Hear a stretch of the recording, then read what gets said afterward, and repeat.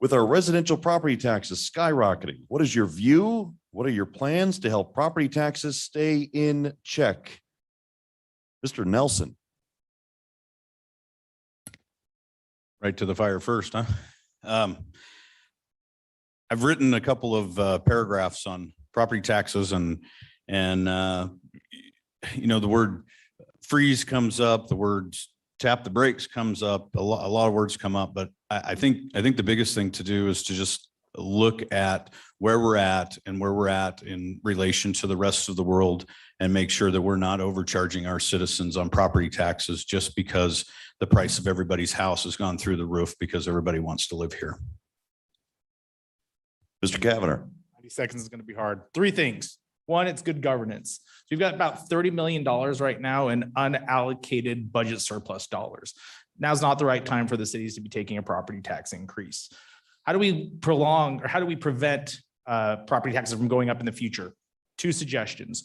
One, remove the homeowners exemption for anyone that moves from out of state for 3 years. So I've got a 14-year-old. We're looking at colleges. There's in-state tuition versus out-of-state tuition, but we can apply the same metrics here as well. If you're choosing to move to Meridian, you don't get that homeowners exemption until you've lived here for 3 years. The other suggestion is to implement a transaction fee at real estate closings. And what does that mean? It means every time a house is bought and sold, a small percentage of that sale or a fee would be added on that would be used to build schools. When the Kavanagh family looks at their property tax bill, it's not city property taxes that are buckling us. It's the amount that we're paying for schools. We're paying for, we've got an assessment plus a bond plus a levy. Those are the things that are impacting the Kavanagh family. And I think that that's an easy solution. Use a transaction fee to build new schools. Mr. Hahn. Yeah, if you look at the way your taxes are broken out, you know, the city of Meridian probably levies, you know, their levy on your property is not as much as, you know, all the different bonds, mosquito abatement, library district and all that.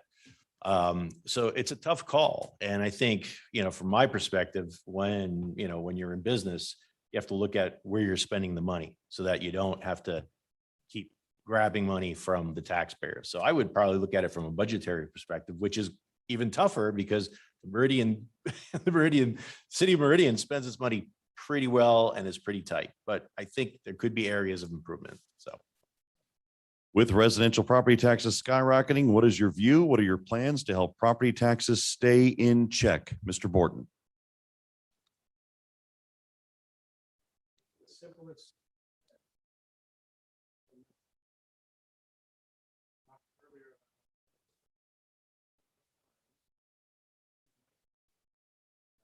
Driven with such growth that you have to have the discipline to say no.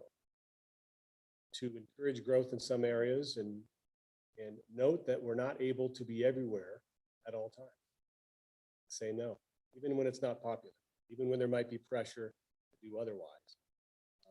That's the type of discipline that allows you to be fiscally solvent for years, decades.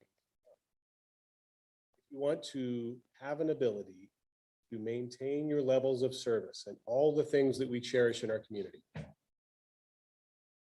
still have growth, you might be confronted with an opportunity where you have to say no in order to protect. That's Mr. Byrne. Mr. Shellman, grateful for this question. I'll be real quick. Currently, as I said before, I serve as the vice chair of the legislative committee for the Association of Idaho Cities. So I not only represent Meridian, but I represent every city, which is 199 cities in the entire state, along with the mayor, John Evans of Garden City. All right. Some things that